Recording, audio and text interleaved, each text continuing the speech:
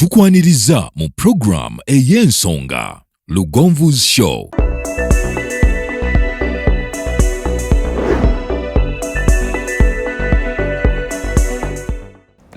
Tukwaniriza nnyo mukwano gwaffe tulaba ku Lugonvu's Show. Webale nnyo byonna byetuusaako engalo wano ne bw'eggwanga bangayinti waliwo bannaffe abatutambuze nnyo ku social media ewalala ku TikTok, ku Facebook, Instagram nga waliwo akakunyumidde n'oga nti kano sigenda keesigaliza nzekka kankagabaneko n'emikwano gyange. Thank you so much.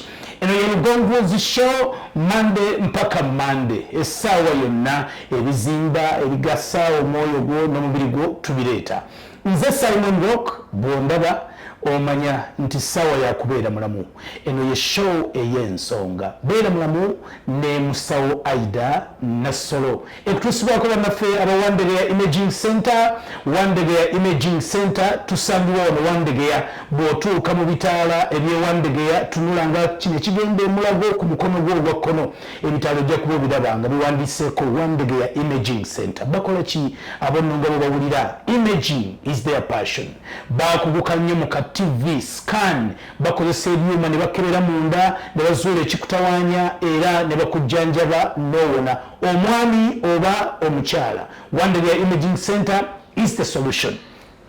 Nsanyusa okukulaba musawo. Nange ndi musanyufu nnyo. Oli bulungi? Ndi bulungi nnyo. Kadde ka kusoma. Kadde ka kusomesa. Nze nti mba nsoma.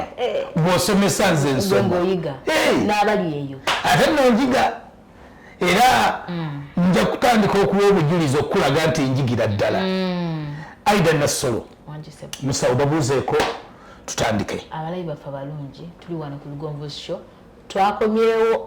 Twakomeddewo ddala kwesomesa twagala okubabaza okubeerako, okwagala okuyiga, okutugoberera n'okwagala okumanya ebikwatagana ku bulamu. Twasuubiza guno omwaka kusomesa paka kuwulira bulungi. Paka kuwona. Kusomesa paka kuwona. Tusomesa paka kuwona. Oba okyalaba ng'owonye. Ng'owonye. Naye nga mwebale okubaako abazze ku Wandegeya Imaging Center nammwe mwebale tubaagala nnyo nga bwe nabasuubiza bayirawo omubiri kye tuliko. Mwebale kubaako n'olwaleero tuzze tusimbule. Nga tetunnagenda wala Wandegeya Imaging Center banterewa n'ennamba y'essimu yeebeereko batutawaanya mu inbox. Simon Rock ennamba ya Wandegeya era nkujjukiza nti bw'oba ng'ogikubako mukwano kubako balirirwe kitono nnyo weereza obubaka mu ngeri y'okutayipinga tosindika voice note. Musawo ayinza obutaba na budde bungi bukola ku ekyo. Bannaffe aba Hillview Primary School Matanga nabo gye bali. Omuzadde nga tonnatwala mwana wo ku Hillview Primary School Matanga, I don't know kyoliko sikimanyiddeeko ddala. Twala omwana ku Hillview Primary School ewaffe Matanga ebisigadde obireke. Leero topic musawo. Leero tugenda kwogera ku abnormal. Njukwate. Ekiwadde mukyompa? Ndikuwadde. Kizino tebazikunkumulanga edda bwe twakunkumulanga kiti kya muwogo? Tebagikunkumula. Ekiti kya muwogo oliwadde. Kaini ekiti kya muwogo togimanyi? Oliwadde. Tugenda kwogera ku abnormal vaginal. Tuli ku bakyala. Abamu tubasomesa ki oluwedde? Byali bingi eby'abaami obulumi n'okunyumirwa gaali maziga meereere. Abnormal vaginal bleeding. Abnormal vaginal bleeding kitegeeza omukyala okuvaamu omusaayi nga tali mu nsonga. Sookoleke. Omusaayi okuyita mu bitundu bye ebyekyama. Okuyita mu vagina ate ebyekyama, vagina yakyama. Vagina si kitundu kya kyama. Tutandise. When is it normal for a vagina to bleed? The normal vaginal bleeding ng'ali mu menstruation. Omukyala yenna ayina okubleed okuvaamu omusaayi only and only ng'ali mu menstruation. Menstruation chechi. Menstruation is the flow of blood. Mafire omuganda yaguyita omwezi. Bakayita kasanvu. Ndi Muganda era batiragamba nti alemedde mu kasanvu amedde sikimanyi mukwama wange waba atuuse mu kanaana. Any bleeding ne menstruation eno yetugambye omwezi erina okubeera lumu mu mwezi. Okay. Lumu mu mwezi ekitegeeza singa ogenda emirundi ebiri mu mwezi oli abnormal. Singa bleeding between periods kyekyo bleeding between nti obleedings nga 2 January noddamu no bleeding nga 7 January no bleeding nga 15 January, that is abnormal bleeding. Bleeding between periods nga period date ennaba kudda naye n'ofunamu bleeding. Ekyokulala heavy ng'oli afubutuka bufubutuse musaayi. Heavy bleeding kwe kubanga omusaayi mungi omukyala ng'atiirika paadi akyusa buli ssaawa ayambala paadi ndala, that is abnormal bleeding. Erina okubeera normal normal meals naye mutagenda zipima, naye omukyala walikyusiza paadi emirundi nga 3 olunaku. Naye bw'okanga buli ssaawa paadi wabayo ekifuuwa omusaayi. Gwokusobola okukola ki okubanga oyina that heavy bleeding. So era tuli kwa abnormal vaginal bleeding nti eri normal kwe kubeera nga omwezi ogenda mu period ennaku 2 3 4 5 naku 5 ng'okyali mu mwezi. Anti kati waliyo abagendamu 2 3 nze ngendamu 3 waliwo ab'ennya 5 paka ku 5. Singa osukkawo n'obeera nekyo tuyita prolonged bleeding naku 6 naku 8 naku 10 weeks 2 omuntu oli Munsonga n'omwami agamba naye tunalyako ddi ng'obeera otobyeomako iyo guma wiiki okwate eyokubiri bamuzaala omu. So you have to waliwo eyabikoowa nabisusse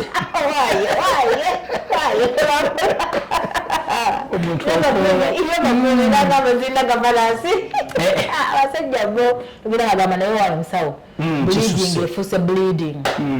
Omusaayi guno gubeera musaayi gwennyini. Nino topic mpanvu tugenda gisomesezzaako mpanvu nnyo kubanga omusaayi gwemu bleeding nga guvaawa. Awo kubanga leta dasta omusaayi ogwo nagwo gwansobera guvaawa mwe batateekako cupa za musaayi n'okulukuta omusaayi nnaku 5 batakuteekako cupa. Anti kati abamu babateekako n'omusaayi by the way. Abaana bateekako amazzi. Leero naawe kokube kukamwe kano kafishi akalolayo kano kanyumba kano nabaana. This is the uterus. The reproductive system nabaana eri ku reproductive system. Kaakati omukyala yenna ayina nabaana yeeno naye yina ebisenge tuyina kye tuyita bisenge by'ennabaana. Ebisenge by'ennabaana. Ebisenge by'ennabaana. Iwe abasajja bentera okulya nga bagaa nti ndi mu bisenge ebyennabaana simanyi oba bisenge bya vagina kuyigira paka munda yagera ebisenge sajja amanyoga ati njiyingidde ndi mu bisenge maama nnyabo oba oyingidde nga oyingidde mu vagina tosobola kuyingira kusuka cervix oba wawanvuwanga mudinga tosobola. So kati mbadde nkulaga parts nti nabaana erina parts eno tugiyita perimetrium. Tuli kulaga bleeding evaawo omukyala okubeera nga bleeding. Kati tuyina kye tuyita perimetrium ya outer layer eya nabaana esitudde nabaana olubi olusooka. Then tuyina myometrium. Myometrium y'ennyama ekinywa ekiri munda makkati mu nabaana. Then tuyina endometrium. Kati endometrium ke kabubi kannabaana akayiika buli mwezi. Kano ko tekali permanent nga myometrium. Kano buli walala period kaba kayiise. Bw'omala period kano ka endometrium kalina phases 3. Tuyina kye tuyita early proliferative phase. bw'oyiika ye menstruation bw'omala okuyiika kagenda mu phase gye tuyita proliferation ne kaddamu okuzimba akabubi zezo ennaku 4 paka ku nnaku akabubi ka nnabaana zezo ennaku 4 paka ku nnaku 10 ali proliferative phase katandika okuzimba no ku scan okalaba ka endometrium n'ogamba kano kali early. The endometrium demonstrates an early proliferative phase. Bekaba mu early kagenda mu late proliferative phase. Wano tufugibwa kye tuyita hormones ze ziyambako okuzimba kwa endometrium. Ekiyiika teribajji. Ekiyiika teribajji kuva dde nga zimanyi nti omusaayi bwe guyiika lyeggi. Oyo omwana aba agenze. Nedda mukwana ejjiriba lyavaayo nadda. Ekiyiika yeno the endometrial shedding kye tuyita menstruation. Kaakati oluva mu late proliferative phase hormone yayo tuba mu hormone progesterone yeri okukola tuli kuzimba tuzimba n'abaana eno. Wetutuuka mu makkati those are the 14 days. N'abaana eno eba yeezimbye nga yeetegese okulinda enkwanso n'eggi ebigenda okuva eno okujja okwebaka wano.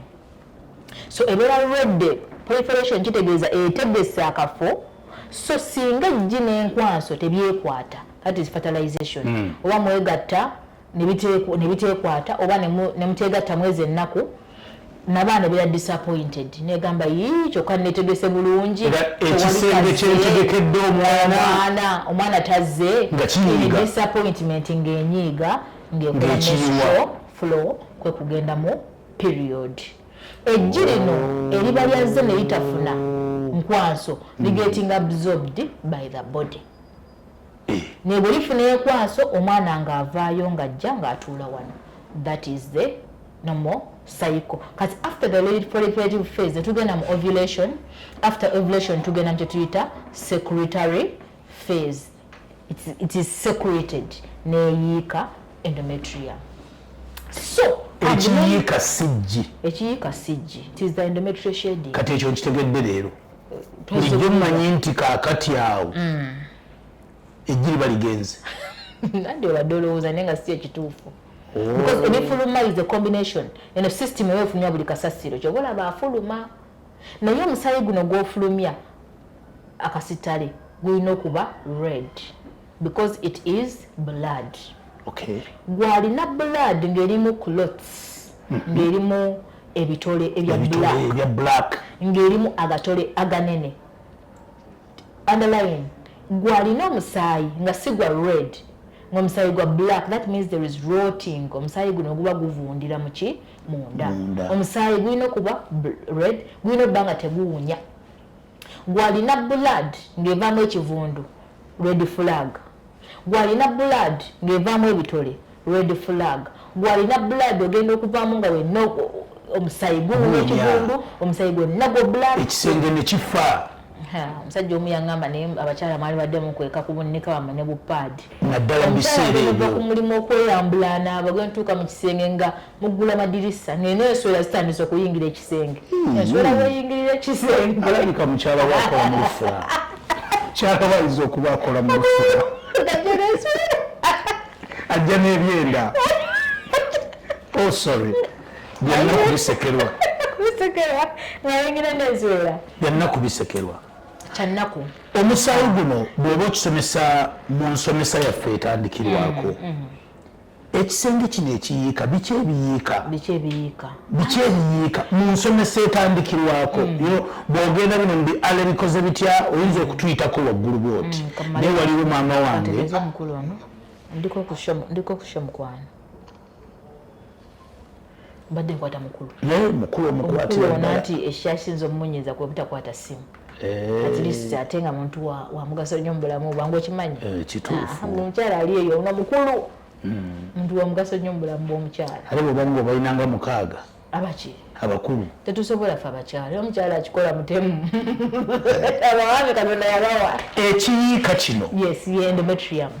Tugambye nti kabubi. Akannabaana. Akabubi kano bwe kaba kayiika. Ate otugambye bugenda kujjanga musaayi. Yes. Ogutaliimu kasejja konna. Tegulina kubanga gulina agatole aganene. Nga omanyi omusaayi ogubanga guyiika. Kano akabubi kaba keeyubula.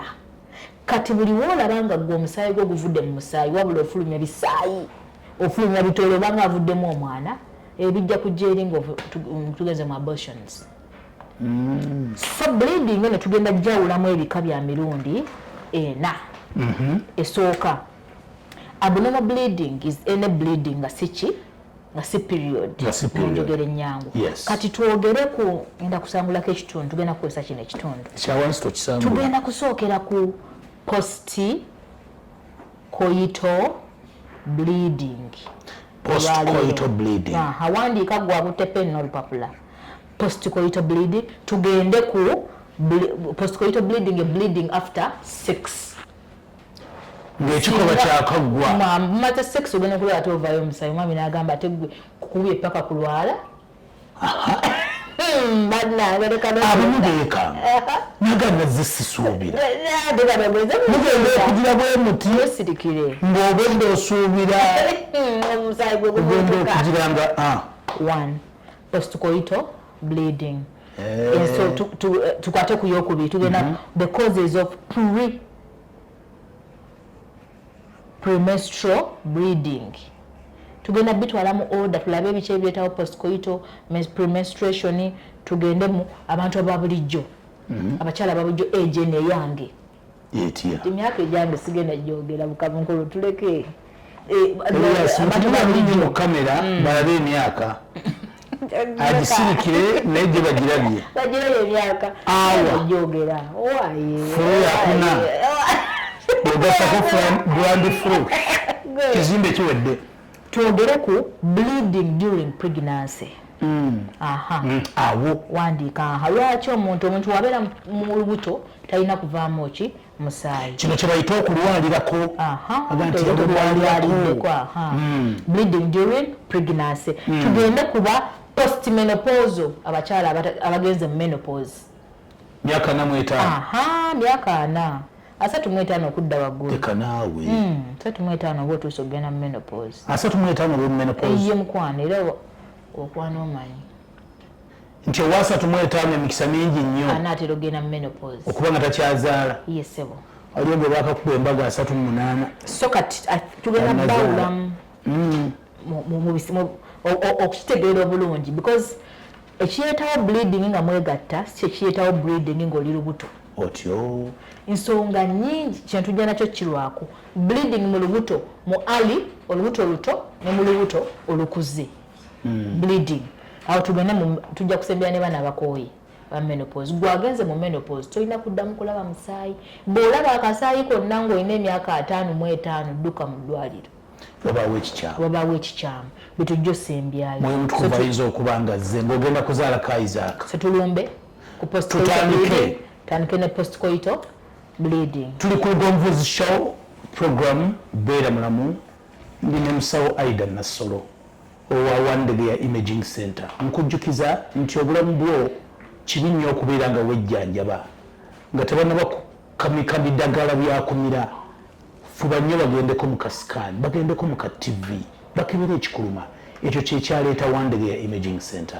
Musawo Aida Nassolo waali ku Wandegeya tulina chance tumulina wano atusomesa ate nga atujjanjaba. N'ebibuuzo babuze tujja kufuna olunaku oluddamu ebibuuzo.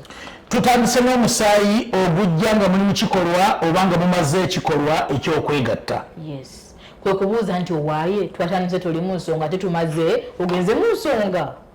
Nkuyuziza because this bleeding post kagambo kategeeza after. Coital is coitus. Coitus kitegeeza yingira fuluma coitus. Bleeding kwe kuvaamu omusaayi. Coitus. Yes. Kitegeeza hello, I'm going for coitus. Hello, camera is here. Bachalina ng'ogenda okugenda ko somewhere. Osobola okubuzabuza lewakabega nti hello, let me come for coitus. Yingira fuluma coitus. Wow. So muzungu yakiwa erinnya. So tugenda kwogera ku bizibu ki ebya bulijjo ensonga eza bulijjo ezireetawo postcoital bleeding wizo basi musaayi kitaba tolina kulaba kasaayi konna nga olusaayisaayo olwo. Anti kati abakyala Baganda yalawo enkumbi oyalawo enkumbi ebeera white ng'egonda bitya ojayira wani mwami buli nkumbi eba ya white ate kati enkumbi ya black omusajja ati waki otekawo ya black mulimu aleeta ya brown nga yakalwana entalo zaayo nga mukaaga omwami yaŋŋamba enkumbi ekooye omwami yakyalewa omukyala bw'akyalewa omukyala n'aleka mu bokisa bwe kati baleka mu bokisa ali ka single room nga waliwo ekisero bateeka mu bokisa kati amaami agenda okudda nga waayi ba bokisa yange eri ya square gye naleka wano omukyala ajjeyo bokisa nga mpitirivu noonya mu bokisa emu eyo nomwami anonya mu omwami namugamba zonna zonna zaani nga bwe wagireka balala ensonga egenda okusooka obadde otugamba nti enkumbi ojaze wansi nga ya white ogenda okuvaawo eriko lwa brown abaganda bano enkumbi eno yesookawo enkumbi balima nti ejja luvannyuma mujaalawo wansi kaba katawolo akali clean mukalawo wansi wano nga mugenda okwegatta Russia kati kiyambako okuprotecting essuuka zino n'ekirala okumonitaringa biki ebivaamu ng'emirimu gino omwami wayinza okuba enfo ky'okumala enkwanso amala musaayi twakyogerako baluli yes bagiyita hematospamia nga ye spam zize zirimu omusaayi enkumbi ejja kukubuulira nti naye bebi enkwanso zino zirimu ki zirimu omusaayi yes kati ekisooka enkumbi eno ejja kutuyambako okumonitaringa discharge kyeziwedde mu 6 ekintu kyonna kyonna ekifaananyiriza anything like blood oba brown discharge because ebirina okuva mu 6 birina okubeera clean galina kuba mazzi nga gali pure nga gatukula nga tegawonya waliwo agafuluma ne gakuba ekiba balwalaga omuganywera mu butiko kino ekitigo kyajja gakuba ekiba nga gamukyafukyafu naye maama kigenda mu luto nekifulumira eri mbwaga ekitiko gakuba ekiba yo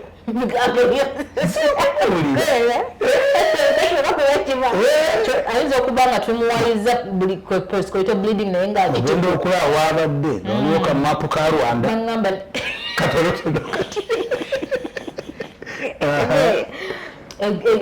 obulwadde obukyasinze oba tugenda bugradinga mpolampola tulina infections naye tuko infections kyeki bane ekigambo kino infection kyantama buli agenda mu ddwaliro alina infections katugenda kugera ku infections ezirumba system nezireetawo postcoital bleeding infection ekigambo infection kyokyo nga kitegeeza invasion of microorganisms in the body system okulumbibwa obuwuka bungi nnyo obulumba system buyita mu kamwa buyita mu maaso eye infections ear infections chest infections abdominal infections buli wamu so infections si kyabakaba bokka kati nga kugamba eye infections obuwuka bulumba amaaso those are eye infections obuwuka bulumba akamwa mouth infections obuwuka bulumba amatu ear infections obuwuka bulumba vagina infections leero tuli wano ku infections ezirumba vagina so yes the most common infections buwuka obw'enjawulo wano tugenda kwogera ku buwuka obuleeta infection infection bwelumala okulumba system neleetawo kye tuyita disease obulwadde yes kati disease kyo kitegeeza deviation of the body harmful deviation of the body from the normal state physical physiological oba structure nti infection bwelumba body egenda konona the structure nti egenda kutandika okulya enoonera physiological enkola ey'omubiri yes so infections ezikyasinze ezisooka tulina bacterial infections tulina viral infections tulina fungal infections zino ezo infection anti kati bwona buwuka bwanjawulo bulumba system bacteria tulinamu gonorrhea gonorrhea tulinamu chlamydia tulinamu E. coli tetugenda bumalayo obulusinga tubirabira eri byonna biwuka biri eyo wansi viral infections tulina herpes herpes simplex virus, tulina HIV, obuwuka, yes. Tulina HPV, human papilloma virus, tulina fungal infections, tulina fungal parasites nga Candida albicans. Tujja kusulawo. Naye kali mu simple terms, obuwuka obumu ku buno bulumba system ne buyingira munda mu vagina. Bwe bunaayingira munda mu vagina bugenda kutandika okwonoona the structure kye twagambye, ebisenge bya vagina. Bisenge bya vagina bino bifuna obulwadde bwe tuyita vaginitis, inflammation of the tudde mu Luganda buteekeyo amabwa. Kati amabwa gano omwami omukyala akugamba omwami agenda okuyingira bw'ati ng'obulumi butandikirawo. Actually obulumi butandikira bweru aba akyakuwaano naye nga gw'otidde okankana ekisobola kufuna akonkona wano naye ng'eyijjawala. So kati wanaaba agenda kuyingira bw'ati amabwa gano aganaba gameze kuno lwa infection zino ezayingidde wano. Kati wali oba yibambye ali eri asolobeza atambula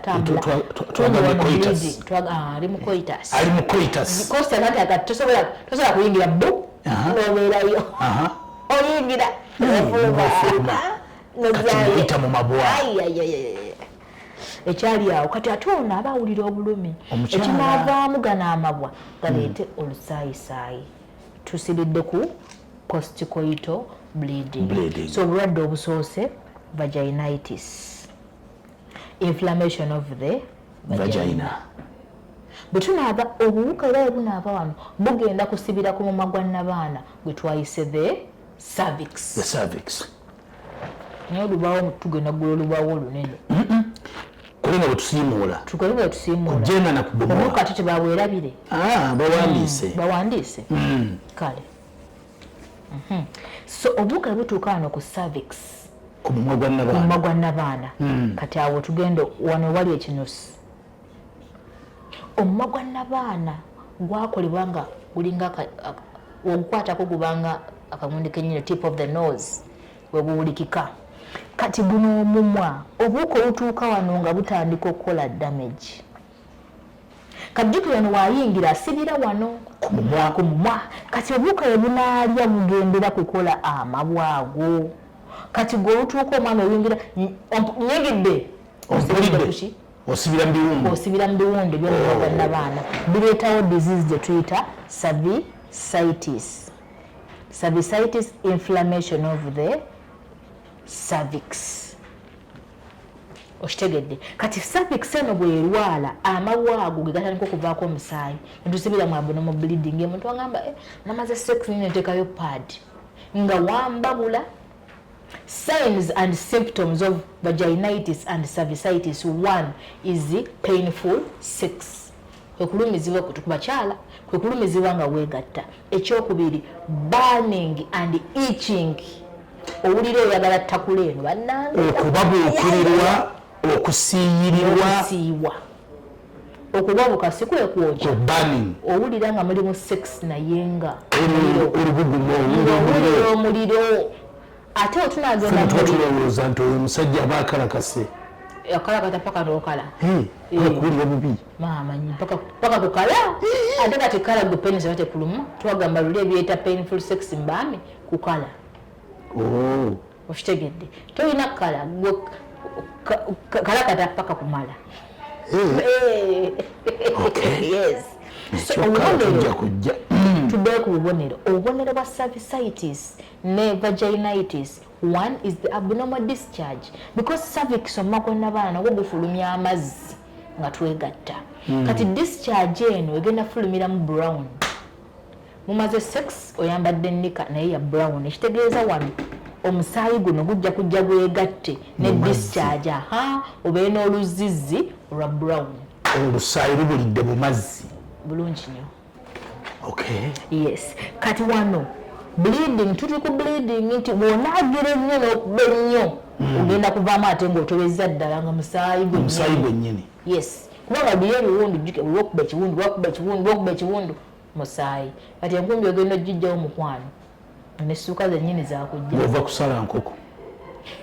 Kuba kusalamu. Unyika ngoyoza naye kati tonyumiddwa. Ate zino endwadde ze ziretera jjukira twagamba obutazaala nti kati cervix oba eri bweti sperm tezigenda kuyitawo. Olwedde walwadde. Omuntu oba omukyala alina amazzi agamumala obulungi ne baba n'ebiwundu bino era omusaayi gujja. Ate lwaki tegujja? Tugenda kwogera ku other factors. Naye zino zenjogera ziri medical, zino zikeberebwa scan. Bwe maakebera scan nakugamba nze ntula wali n'ensalako nenkola transvaginal scan njiyisa wansi eno mu vagina. Nekugamba why? The cervix is dilated with the fluid. It is bulky, ezimbye.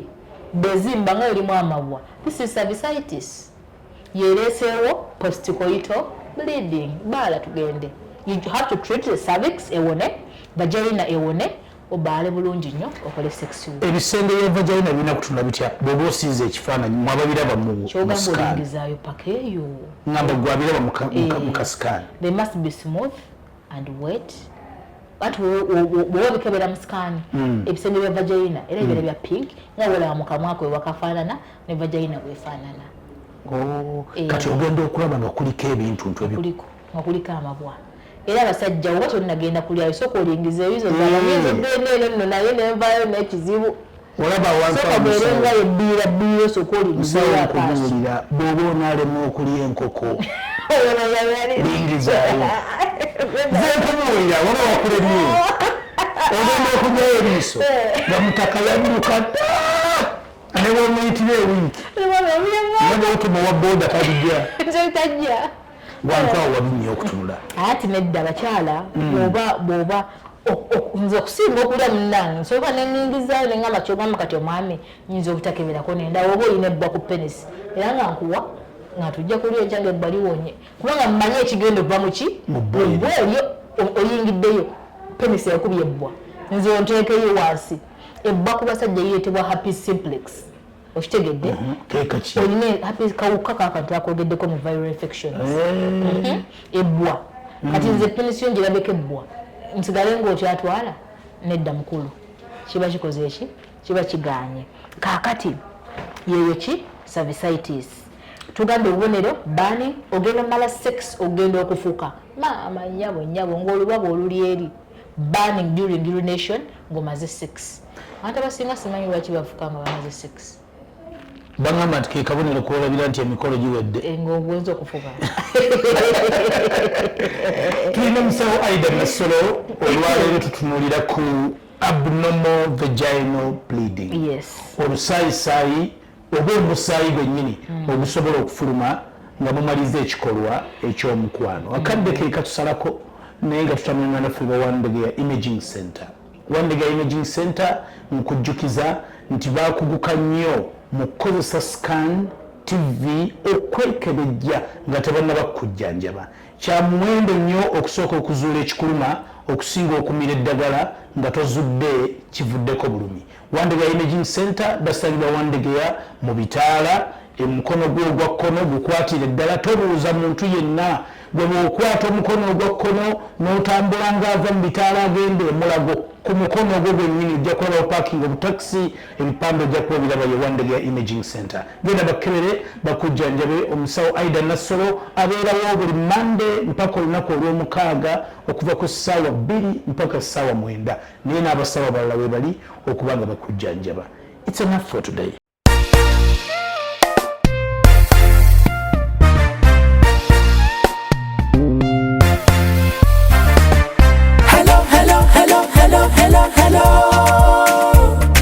Yefe Hillview Primary Checho Primary Twaja kusoma sikulya mmere sikulya mmere nakalo matanga ketwafuna keko ketwafuna Masaka City mwetusangibwa awo mwetusangibwa abazadde baffe mwebale okuweerera naffe tusoma abasomesa mwetubeebaza okunyiikira nga temukowa tujja kusoma bakalasiti